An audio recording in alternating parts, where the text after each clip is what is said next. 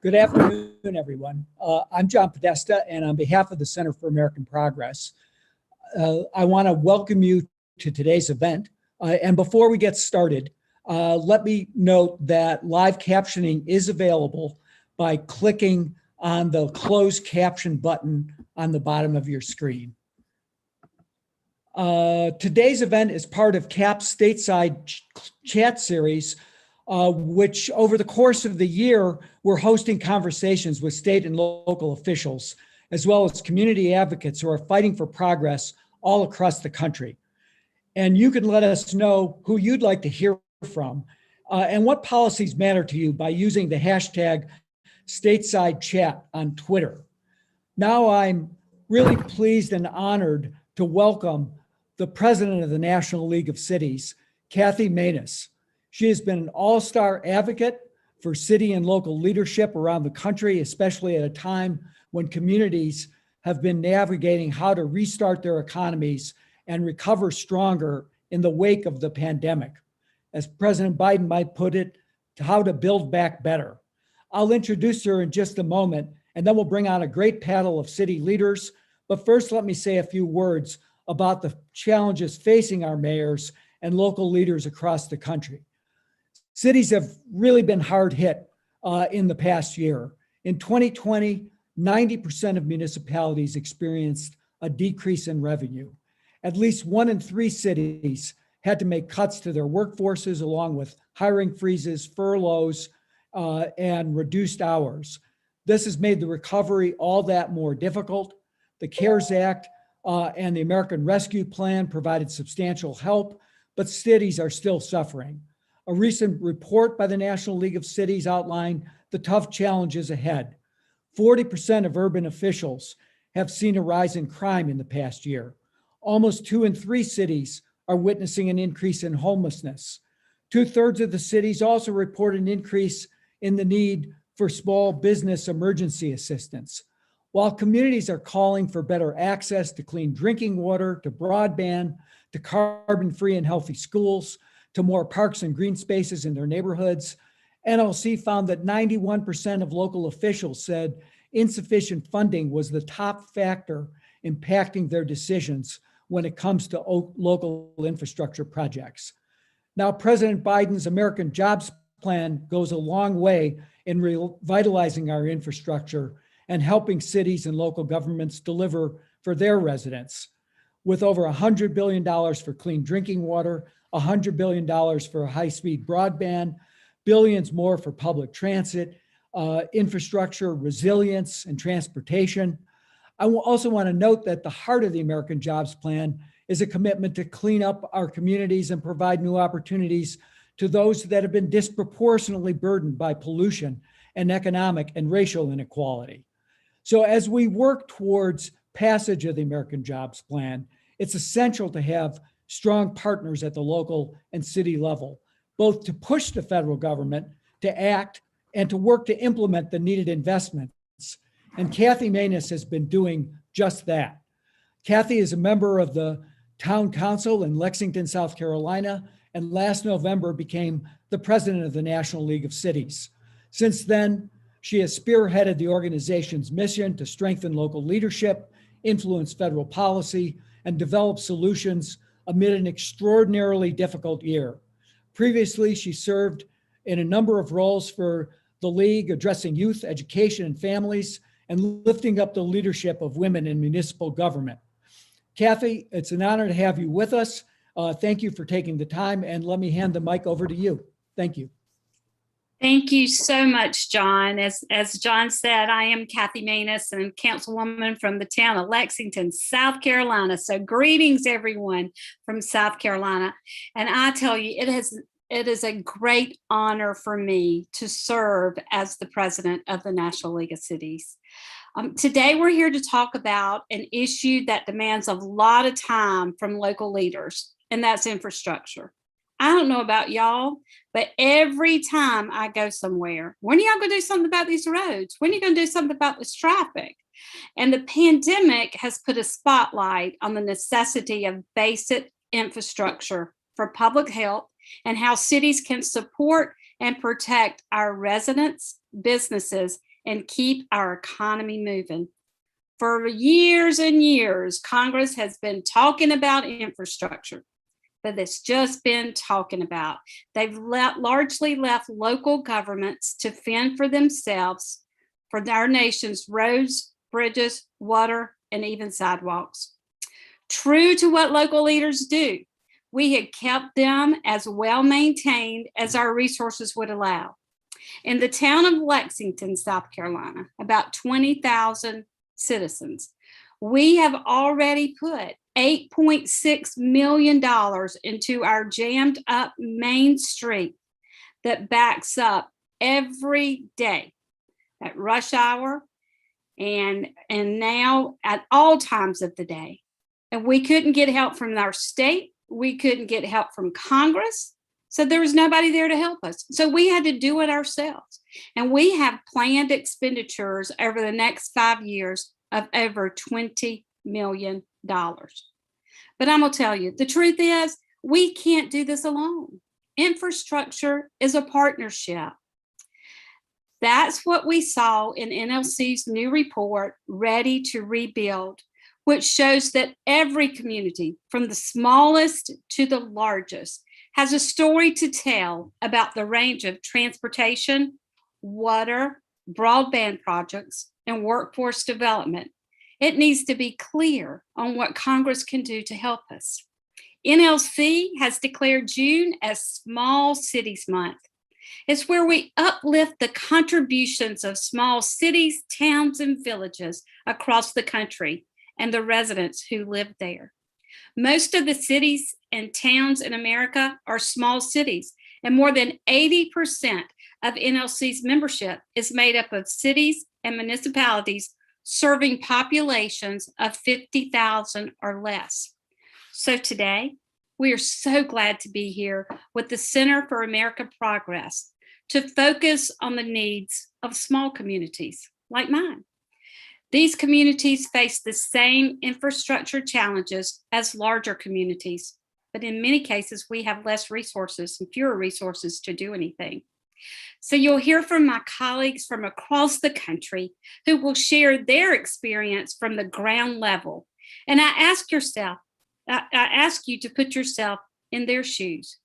These folks are the heart of America, and they have a clear message to Congress. We need Washington to invest in our nation's infrastructure and in the training that will put our residents to work and rebuild and maintain this infrastructure. America's cities, towns, and villages want to get their critical infrastructure systems back on track and must rebuild our infrastructure and economy in ways that are more equitable, sustainable, and forward-thinking. NLC is pleased to partner with CAP for this important briefing, which comes at the critical time of ongoing infrastructure conversations in Washington. I look forward to today's conversations. Thank you to the mayors who are here. I look forward to hear what y'all have to say about infrastructure. Thank you. Thank you, John. Thank you, President Maness. That was a terrific introduction. And I hope and I trust that people on both sides of the aisle are listening to what you just said and what I think your colleagues are about to say about the needs of cities and particularly small cities and how we can navigate these trying times to help their communities and their residents. There's a lot to consider beyond the American Jobs Plan and the American Families Plan. I think we can all agree that successful infrastructure, successful recovery, and revitalization relies on cities and local communities and their governments having the resources that they need to play their part. So thank you very much for teeing this up. Up next, I'm joined by 4 mayors from across the country, from handling COVID and the economic fallout to now looking forward to a recovery and regrowth in their cities. Each of them has had to navigate difficult circumstances and their own challenges in a trying year. Let me do some quick introductions and then we'll get right to questions. And at the end, we'll have some time for audience questions. Sherelle Booker is the Mayor Pro Tem of Tryon, North Carolina, and is also a member of the National League of Cities Information Technology and Communications Federal Advocacy Committee. She previously worked in radio and TV broadcasting and spent over 10 years at the Dove Broadcasting and Channel 16 TV in Greenville, South Carolina. Melanie Piana is the mayor of Ferndale, Michigan. She served as an elected official in Ferndale for more than 11 years, 10 as a city council member, and now 1 as mayor, and has taken vital steps on municipal paid parental leave policy, racial equity, and making Ferndale a carbon neutral city. Laura Weinberg is the mayor of Golden, Colorado. She began her term in January 2020 and has pushed for, amongst other things, strong business growth, greater housing affordability, and safer, smarter transportation. She previously served as a city councilor, where she was first elected in 2013 and reelected in 2017. And finally, Vince Williams is the mayor of Union City, Georgia, and the vice president of the National League of Cities. In 2007, he was elected to the city council.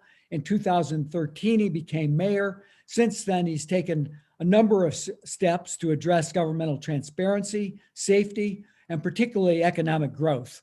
And in doing so, reversed a multi-year financial deficit during his first term as mayor. Mayors, let's start off. You know, when we think of infrastructure, I think people talk at a national level and they kind of think of the interstate highway system, and they don't get it down really to the nitty gritty of what the priorities are at the local level. So let's just start by going around the horn. And let me ask you each, what are your biggest needs? What are your biggest challenges when it comes to infrastructure in your communities? Maybe Mayor Piana, maybe we'll start with you. Hi, thank you. And it's great to be here with all of you. Our biggest infrastructure priorities really are retrofitting major streets that we don't own so that they better serve the people of our community, improving safety. We also have a stormwater improvement focus so that we can address changes by the climate. We have more torrential rains happening, and we're a landlocked city. We don't have any rivers, creeks, lakes, or anything. And so, but we have flooding going on. And then we have a lead line problem. So we're an older city with predominantly lead lines, and our state of Michigan changed ownership from the homeowner replacing their curb to their house lead lines to the cities. And so the cities are responsible for paying for those infrastructure upgrades. Those are our 3 priorities. Oops. Terrific. And I would just note that one of the president's priorities has been across the country, replace all those lead lines and provide the resources to communities like you to get that job done. President Pro Tem Booker, why don't we go to you? Our top priority is the Lake Lanier Dam. It was constructed in 1924. It's 97 years old. The problem with the dam is that it's in South Carolina and we're in North Carolina. And recently, the town of Tryon was mandated to perform an engineering inspection on the lake dam. That was by state agencies out of South Carolina, and this cost our town $240,000. Now, the town of Tryon has owned the dam, the lake, and the property downstream from the dam since the 1980s. And that water source serves as water for our town. The town of Tryon provides emergency services, fire, and medical for the Lake Lanier community. And the lake is estimated, the improvement for the lakes is estimated to cost between $4.5 million to $5.5 million. Our other issue is our water plant. Our 200,000 gallon clear well, it was installed in 1926. So it's 95 years old. It leaks, and it recently sprung a new leak. The problems are that the system is at risk of contamination, and the water level has to be monitored, because if you overfill it, then that causes another problem. You have water that has wasted out, and that's costly, and you can't recoup spilled water. The improper fitting top is crumbling, it's fragile, and repairing and replacing it calls for the clear well to be offline. all of Trion's water projects will cost around $12.5 million, with the dam itself being 1/4 of that amount at $3.2 million. So those are two great infrastructure problems that we are handling at the moment. Mayor, can I ask you a quick follow-up? Are your governors collaborating on trying to have a fix that between the South Carolina and North Carolina jurisdictions? Well, by now you've noticed with the timeline, that's been 41 years since Tryon has had this problem. And so every time that we contact South Carolina end, it's going to cost one of the ends money. Bottom line is we own the dam. I hear you. Yeah. Mayor Williams, maybe you could go next. Well, thanks, John. Look, when you talk about infrastructure, I mean, there's a plethora of things that go into that. Certainly you talk about workforce. Infrastructure could mean workforce, but certainly some of the things that we're focusing on here in Union City, being a city that is so closely connected to the city of Atlanta, a big city. And it's so ironic that, on this panel today, I'm considered the big city because I'm a little over, I'm right at 21,396 people. So I'm the big city. But anyway, the issue that we deal with and have been dealing with for a number of years with one of the biggest infrastructure issues is certainly water and providing water resource to our community. So because we depend solely on the city of Atlanta, who provides us and not for free, they provide us water. So one of the things that we are working on is to become independent, to be able to be self-sufficient in supplying water resources to our community. Water, as we know, has been one of the most overlooked, and now it is one of the most highly examined treasures of resources that, communities definitely is a must-have. But also with that infrastructure issue, you can look at, John, is also transit and transportation, and that means your roads. And when you look at the decaying roads, not just in Union City or Tryon or Ferndale or Golden, it's all over the nation. We're hearing what's happening with the Memphis, Arkansas bridge. When you have breaches like that, that lets you know, and that particular bridge is about 50, 60 years old. Most other infrastructure in these United States is over the age of 50. So it is time for all of us to start rebuilding to make sure that we not only participate in safety for our communities, but to be able to build on sustainable economic development in our communities. Infrastructure is an economic development tool. So we got to make sure that we're doing what's right for our communities, but also those communities, that have issues with equity. And it's been a long-standing problem for many, many years.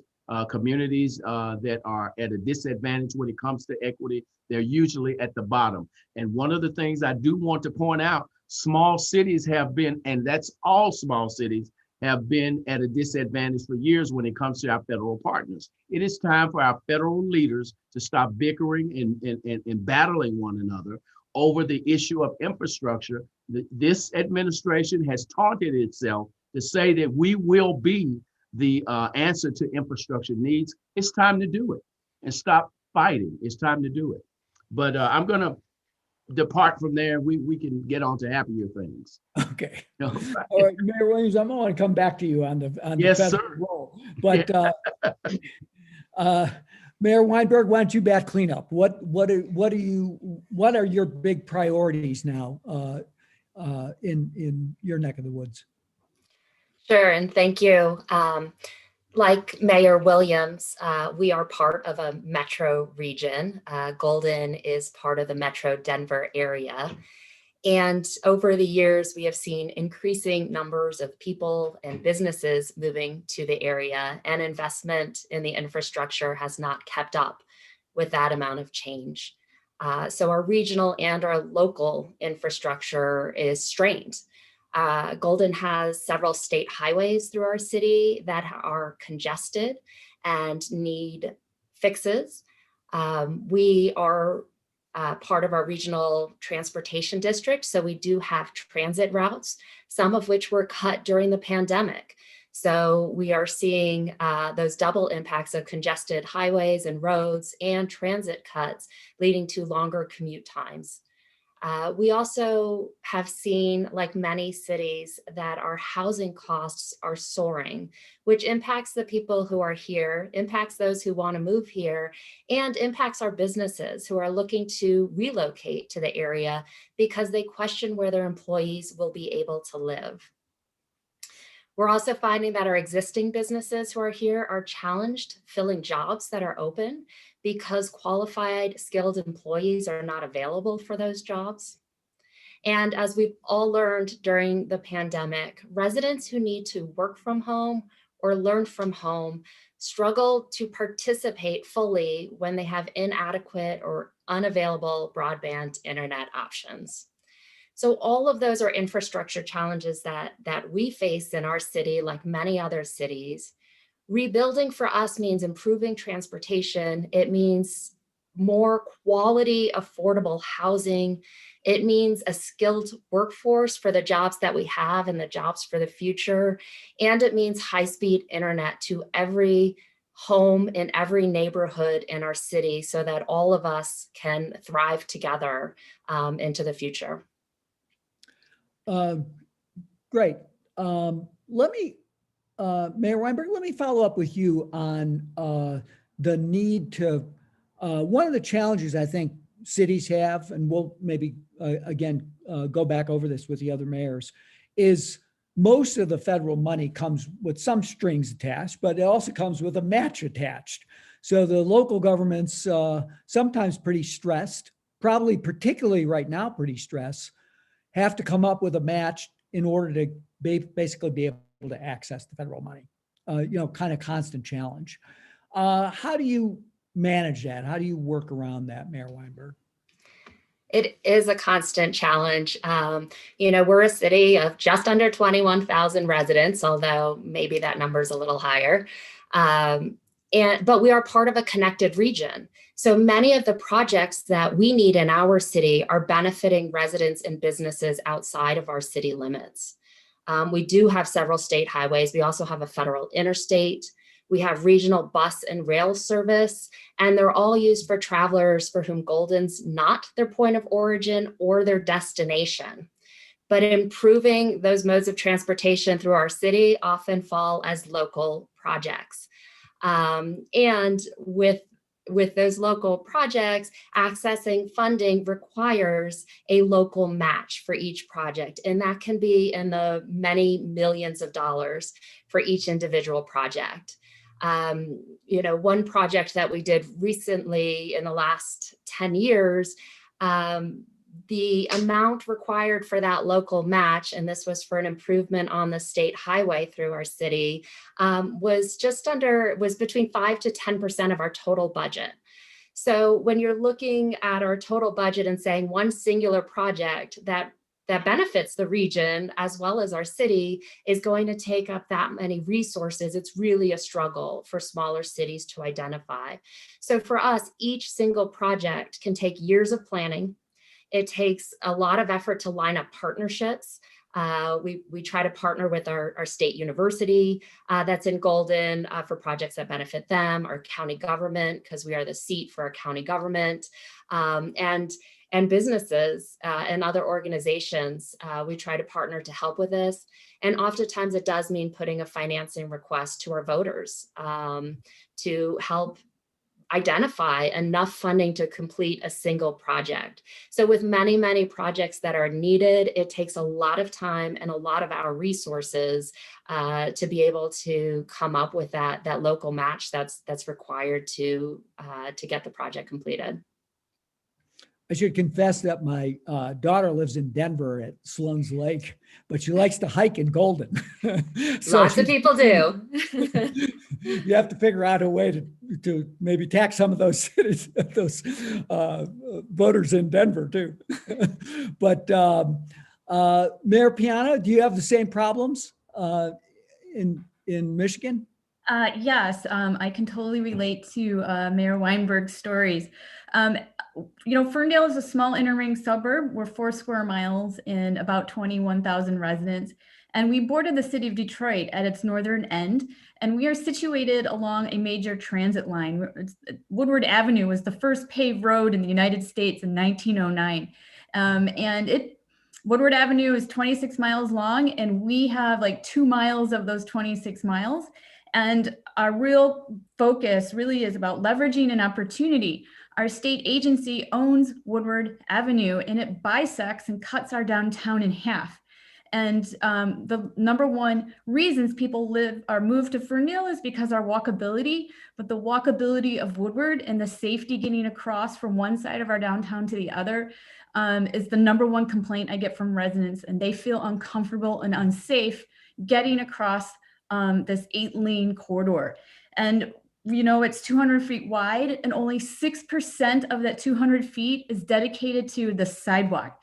So everything else is dedicated to car travel. And I think when you look at equitable development and building towards community wealth and building places where people feel like they belong and have access to the community, really retrofitting this major corridor into something that knits our downtown together is something of a priority for us. And next year, MDOT is repaving Woodward in our section, and we are partnering with our adjacent city, the city of Pleasant Ridge, to find ways to improve the street in tandem while they resurface. So it's up to cities like ours to find the funding to put in the safety improvements.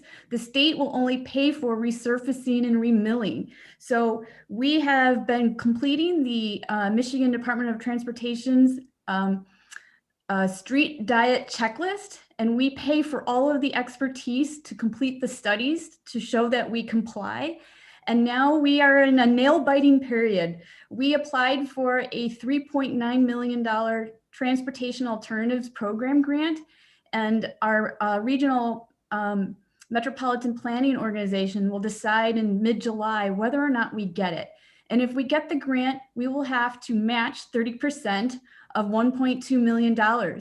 In comparison of how big that is for us, our major streets funds of Act 51 dollars is 1.3 million. And 90% of the streets in Ferndale are taken care of by our residents through road bonds. So really, we have very limited funds to really make the improvements that the community and our business community really desire. So that's kind of where we're at. So cross your fingers that we get the grant, because if we don't get the grant, we can't make these improvements. MDOT will repave next year regardless. And we go back, what I call back into orbit. We go back into orbit waiting for another 10, 15 years for them to resurface again for us to do this. So there is no program in which Ferndale can apply to receive funds to do this other than the Transportation Alternatives Program. So I feel like we're in a donut hole of funding, right? Where we just are not included as a priority community along a major transit line. I'm really glad you were, told that story with such specificity, because I think that really can help shape the conversation on Capitol Hill about really what needs to be targeted and fixed in these programs. And hopefully Secretary Buttigieg is listening too. Mayor Williams, I know you inherited a city that was chronically in the red. You turned that around, worked hard at economic development. But when it comes to partnering with the federal government in terms of accessing funds and having to come up with these matches, what's your experience been like? And Well, now come. Well, John, it's quite challenging to say the least. When you think about the years of Tiger grants and all of these other huge infrastructure or transportation grants that were certainly introduced to cities, small cities couldn't participate because we couldn't compete with the ask when it comes to a city match. We couldn't do it, because oftentimes those matches would gobble up our budgets. And that's just the case it is. And you speak about Secretary Buttigieg, I am so excited that he is, our transportation secretary, being a mayor from a small city, that gives him access and understanding to know what we deal with each and every day. And he has been a huge resource. Certainly, he's been a great friend to NLC, and a lot of us, we have had great conversations with him. He was just here in the Metro Atlanta area a few weeks ago, and we had a conversation about some of the needs that we are looking at. And certainly, I feel that when you have someone who understands your plight, it gives you a better footing on being able to get the support you need. But again, he is just one piece of the puzzle, and we've got to make sure that and I hate to keep harping on this equity issue, because all of us are at a disadvantage being small cities. We have been put at a huge disadvantage, and the bulk of these United States is made up of small cities. So when you think of it's almost a have and a have not situation that we're put in, because we're not, the large cities. So it's time for Washington. And I say Washington because that's where the dollars are. That's where they come from. They need to start trickling down to the small cities so that we can take care of some of our many longstanding infrastructure needs. It's terrific. Mayor Booker, I'm going to turn to you, but I want to remind people, if you want to submit a question, please do so. And you can do that using the Q&A tab. But Mayor Booker, you talked about the dam, you talked about your water system challenges. How are you finding now the partnership with the federal government in trying to address those needs in a city like Tryon? Oh, you're on mute, Mayor. At the moment, we're just waiting on the ARP money, but as far as any additional money, we would definitely welcome that. But if I may I throw out some numbers? Sure. Okay. So with our capital improvement plans and projects, we have 25 projects just under our water system itself, and 20 more projects proposed for our sewer system, and that's through the year 2035. And our water waste plant, our system, that system was built in 1969, and it's 52 years old, and it itself is $1.4 million. With all of our capital, with just our general fund purposes, the total that we will end up with is $4.2 million. But our total capital improvement projects are over $20 million. So yeah, we're needing as much help as we can possibly get from the federal government. And like I said, we would welcome that, just with the numbers that we're having to deal with and the lack of coming up with that extra. At this point, that would be an extra $16 million, even though we're stretching it out to 2035. Let's talk a little bit about what's going on in Washington and on Capitol Hill. I think that across the country, I think there's very strong and popular support for infrastructure. It doesn't matter whether you're a Democrat or a Republican or an independent. It's there. People want to see improvements in their community. They want to see resilience in the infrastructure, as Mayor Piana talked about. But in Washington, everything kind of bogs down. There wasn't water bill that was passed on a bipartisan basis through the Senate earlier this year. There's bipartisan negotiations going on infrastructure that the White House is at least participating in. Do you think that what you're hearing from Washington is meeting the needs that it sounds like your communities are having? The American Jobs Plan, as I noted, is quite robust in the kind of spending that it's proposing. What do you think is, what's your message really, I guess, to legislators on both sides of the aisle about the need to get this done and get it done fast? Mayor John, Plummer? Oh, go ahead, Mayor Williams. You John, go. my message is plain and simple. Get off your duff and make it happen. You know, I mean, I'm tired of hearing the rhetoric and this is what we need to do and this is what we will do. Look, let's pass these bills to make sure that the president signs them and gets the money to us. You know, we went through hell during the pandemic, you know, waiting for funding to be able to stand our cities up during COVID, you know, so now we have, you know, the American Rescue Plan. All 19,000 cities, towns, and villages across this nation are going to receive direct funding. It's time for them to pass this infrastructure bill to make sure that all cities get the support they need to be able to take care of this decrepit infrastructure that we're dealing with, you know, and we've got to have it. We need their support to do it. They've got to stop jockeying for who gets the praise about it. It's about people. We've got to get out of this posture that we're in. I'm sorry. I got a few amens from the rest of the mayors.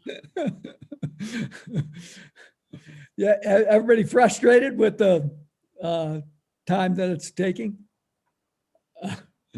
Let me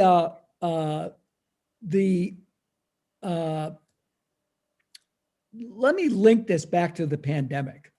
How badly have your budgets been hit by through the course of the year, and how are you really planning now that things have opened up more to be able to use some of this infrastructure spending to kind of boost activity in your city to try to create a more stable and sustainable economic platform for the development of communities? Mayor Weinberg, maybe what's going on in Golden? Sure. Yeah, you know, last year was a challenging year for us, just like every other city in the country. We are seeing a strong recovery for our economy, and I think that comes because we are an economic center. We have a number of primary businesses. We're also a tourist destination. So a lot of the things that were impacted, we are seeing coming back this year. Having said that, we delayed a number of projects because we didn't have the budget for it and didn't have any idea how long the impacts would last. So we delayed projects in really all areas of the city. And that's on top of projects that we already didn't have the funding for, that we had scheduled out for, you know, another 4, 5, 6 years down the road. So the delays certainly impact our time frame. The pandemic also highlighted a number of additional priority areas. So we had a project identified for broadband for our community to build out a master broadband fiber ring in the city. And we didn't have the funding, so we put it into out years, several years down the road, 3 years to get it done. But what we all saw was the need for that high-speed internet for everybody. It just compounded the problem when people were sent to work from home and they didn't have access, or students were out of school and they needed to learn from home. So we would really like to accelerate our broadband infrastructure project, get it done sooner than we had originally planned before 2020. And that's where I think for us, the opportunity for recovery is to say, how do we take not just, you know, the economic recovery and get back to where we were, but how do we accelerate some of these needs to make sure that our city and our community and our residents and our businesses are ready for the future. And so accelerating projects like our broadband infrastructure, getting high-speed internet to every home is what we're looking to focus part of our recovery, and looking to hopefully get some support and help and partnership from our federal government to get it done. Well, one piece of good news is whether they can ever get to yes on a single piece of legislation, at least there seems to be support from that for both sides of the aisle. As I understand, the bipartisan package includes not as much money as the president proposed. but at least a significant increase in the amount that's necessary, or the amount the federal government would supply to build up broadband. And I think you point out something important that I just want to underscore, which is the role of cities in building out the rings, the infrastructure, the support, so that you have cheaper and more accessible broadband for everyone. So thank you for your leadership on that. We got some questions from the audience. Maybe I'll throw I'd like to get reactions from everybody else, but I'll start with Mayor Piana, because you talked about the fact that you live on no rivers or no lakes, but you have flooding problems. And the question is, how has climate change adversely affected the need for infrastructure improvements in your cities? And what does it mean to build back with resilience? Are you feeling those pains already, Mayor? It sounded like you were in your opening comments. Yeah, so in 2014, again, we had torrential rains in our region, and a lot of cities experienced flooding, and we had to go to FEMA to get state of emergencies to get flood relief. And 80% of the homes, the basements in homes in Ferndale flooded. And really what this comes down to, that our region has determined, is that our region is getting hotter and wetter. And we need to prepare our infrastructure to accommodate these changes to the climate that are already happening. So we're really talking about adaptation here. And adaptation for us is really taking a look at our combined water and sewer infrastructure. We don't have the funds, and probably never will, to separate those. So really you have to take a look at what goes into them. And our streets are the primary delivery system of water into the combined sewer and water system. And so the Woodward project that I had talked about earlier, really when it rains, torrential rains, it does certain sections flood, and it impedes car travel. So we don't need to have that happen in the future. So we're really taking a look at how to do green infrastructure on all of our streets. How do we plant more trees to offset our carbon emissions in the community? But really it's about bioswales, these technical things that cities can do to improve how the water gets filtered into the drains. And with the Woodward project, as part of this grant, we are going to put in more trees, but if we had more money, we could be putting bioswales on 30 to 60 intersections along the entire corridor if we had those funds. That's not in our grant application, but this is what we could be doing if we had those funds to offset the impact of climate in our community, as one major example. Well, we just had the first big tropical storm move through the Southeast. A bunch of people were killed in Alabama. That's following years of increased storm activity in the Atlantic. From your perspective, mayors, are you beginning to really feel the impact of climate change and its effect on infrastructure? Maybe I'll start with Mayor Williams and then ask you, Mayor Booker. Well, John, certainly we're feeling it. When you think about and my colleague Piano just shared that, when you look at our weather conditions we're dealing with now, the excessive rains that we're getting, which causes massive flooding to our communities, but also the hurricanes and tornado seasons are getting just unimaginable when you think about the devastation that these leave behind once they are gone. But also we're experiencing hotter summers and certainly extremely freezing winters. So that is taking a huge toll on already dilapidated infrastructure that we have. So, there is certainly a strong connection to climate change that we're feeling, in our communities as it relates to infrastructure.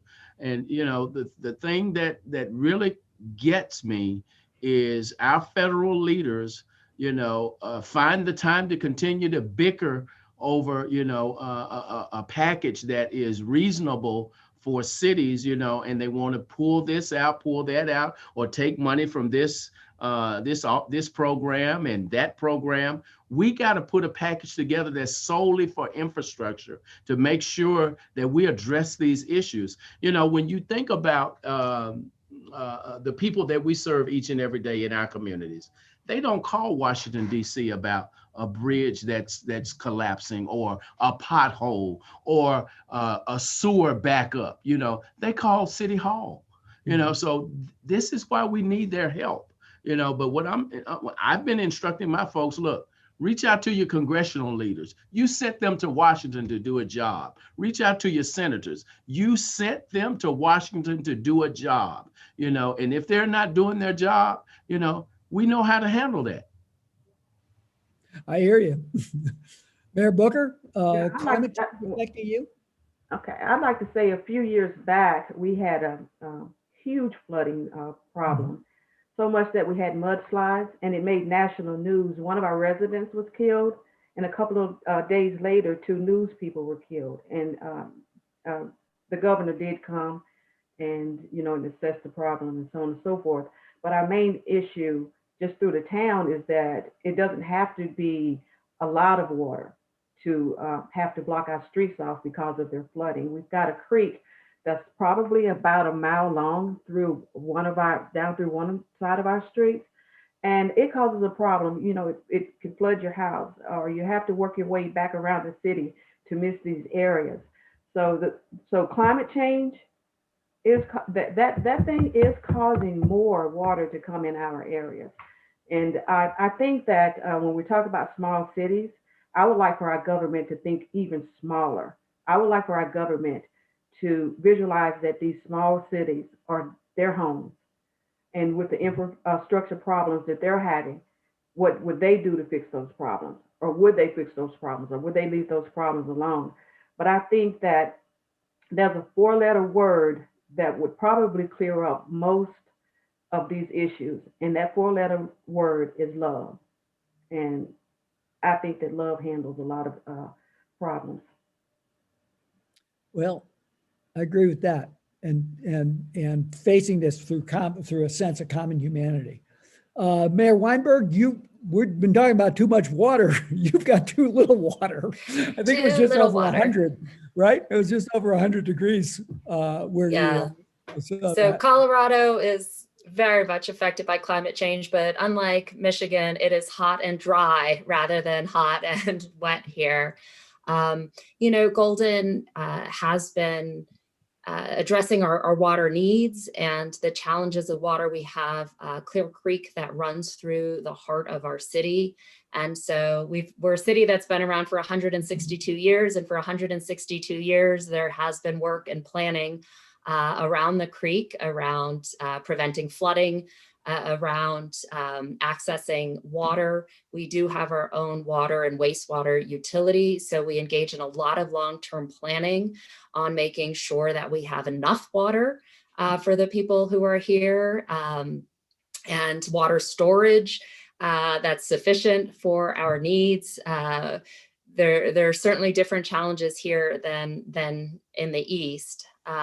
But for Golden, for the last at least 10 years, longer actually, we have been working towards a set of sustainability goals, a climate resiliency plan to really address those impacts of a hotter and drier climate in our area, what that means for our water, what that means for our air quality, and what we breathe here in the city. We are part of the Metro Denver area. And if you've ever been here, you will see the brown cloud of really bad air quality that the entire metro region needs to work on.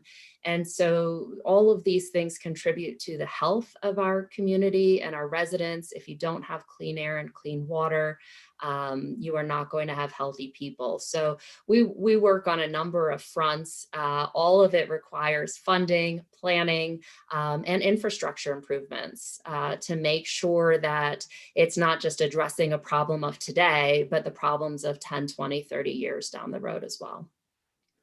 I'm pretty sure we all know there's one big company that touts the quality of your water. So I'm glad you're building the resilience into that.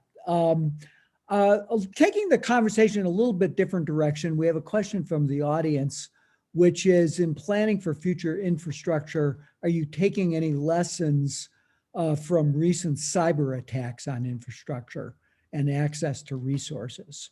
The most recent one was obviously on the Colonial Pipeline that again affected gas prices in the Mid-Atlantic and the Southeast. But how big of a concern is that for you in your planning process? Maybe Mayor Weinberg, maybe I'll come back to you again. Sure. For us, the biggest is in our water utility, because that is the area that has been most at risk. And like many other cities and utilities, I think it became something that we factored in to our planning and something we work on ever since 2001. So it is a part of the planning. It is a concern. It's also something besides infrastructure, cities have to deal with in so many fronts, from our websites and our customer and resident information. We are subject to attacks regularly, and we don't have the large IT departments and programs that large cities do. So we are constantly having to monitor, upgrade all of those service attacks, cyber attacks on all of our services beyond just the utilities and the infrastructure. And over the years, it becomes an increasing part of what we have to do as a city to protect ourselves and protect our residents and protect all of the information. And so as a full service city where you have water, you have building departments with information, you have public safety and your police and fire, and all of that information and data is subject to cyber attacks, and we are responsible for protecting it. So I see that as being it has become a bigger part of our job, and over the coming years, I suspect it's going to become even bigger and more critically important. Well, as a poster child for someone being hacked, I appreciate the pain that you're going through. Anybody else want to jump in on this, or I'll? Sure, I will. I just wanted to echo what Mayor Weinberg said. About 5-6 years ago, Ferndale did get a ransomware attack. And we took a step back and said, all right, we needed to make more investments in our IT infrastructure. And we do not have the ability to pay for our own IT department that stays on top of all of the technology changes. So it was finding the right local partner to be our IT services provider, but also making sure that we have the right policies in place to ensure that our capital improvement plans upgrades all of our equipment internally for staff on an ongoing basis. And we continue to look at that. But it's contingent on the local government to make these investments so that this community is protected and the city's assets are protected from this. And those costs are increasing annually because more nefarious things keep hitting the market that we have to defend our network against. Mayor Williams, I saw maybe you want to jump in. Yeah, John, when you think about this issue of cyber attacks, I think about the many cities who unfortunately have been attacked, but they say nothing, because many cities think it's embarrassing.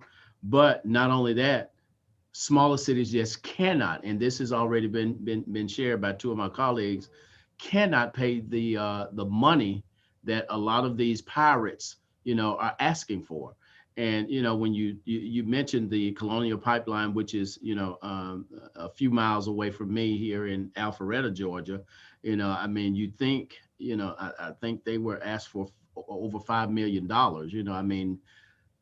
and apparently they got the money back. So they say, we don't know that, but they got the money back, but the thing is, we couldn't handle a hit like that. And I know I couldn't. Let me speak for me. I know I couldn't handle a $5 million hit in my budget, but certainly we are doing all the things that we can to make sure that we're protecting the information that we have as it relates to our citizens, but also all of the various departments, our police, our fire, public services, all of those folks, and we go through a lot of training with our various departments to make sure, because there are a lot of pirates out fishing daily to try to infiltrate your systems. So those are things we got to be very mindful of to make sure that we're protecting not only the safety of our information, but also sometimes life and health. You just never know how they will try to infiltrate you,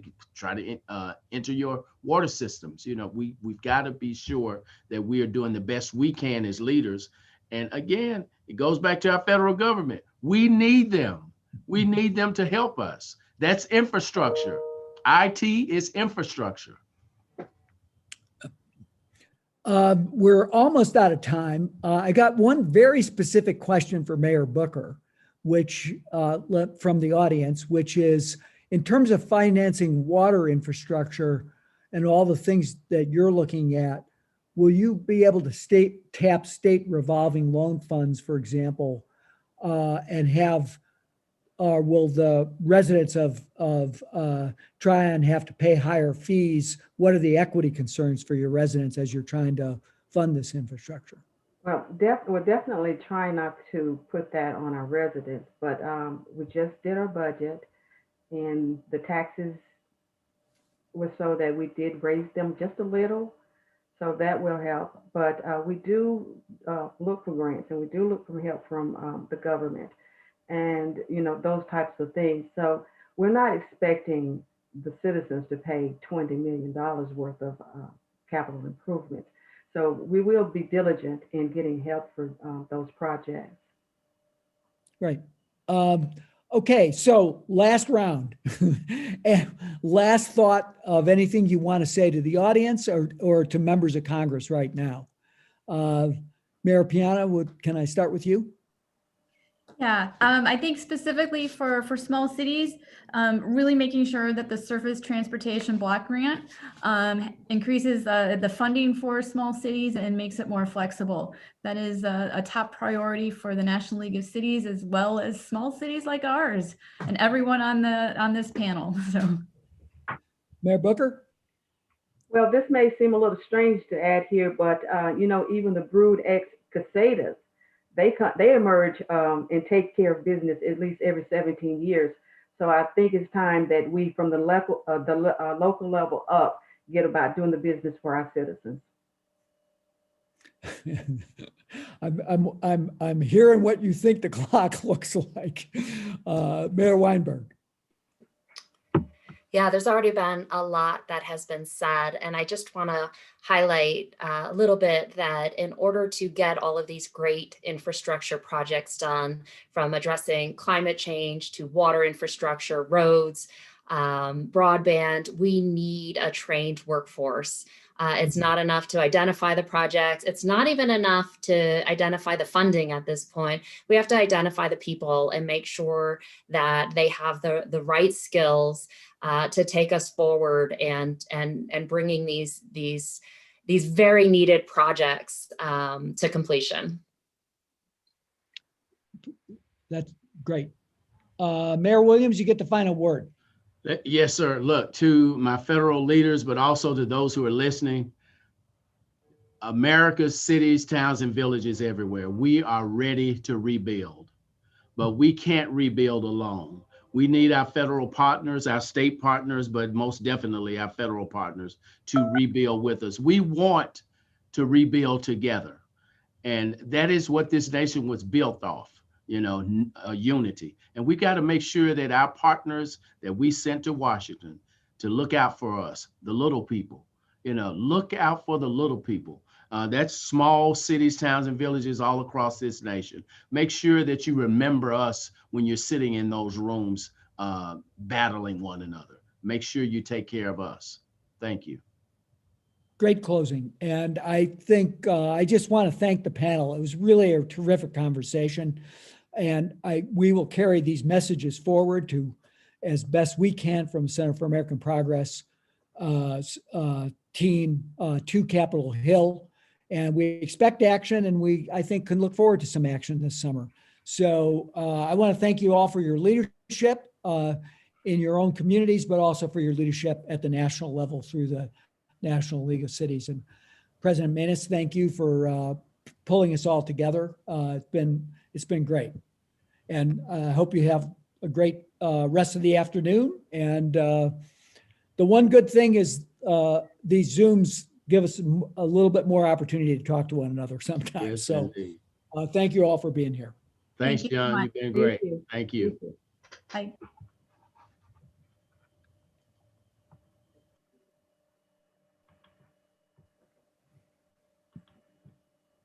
Thank you, Okay, well, John. Yeah, thank you, Kathy. That was terrific. Good. I thought now we it just- was very good.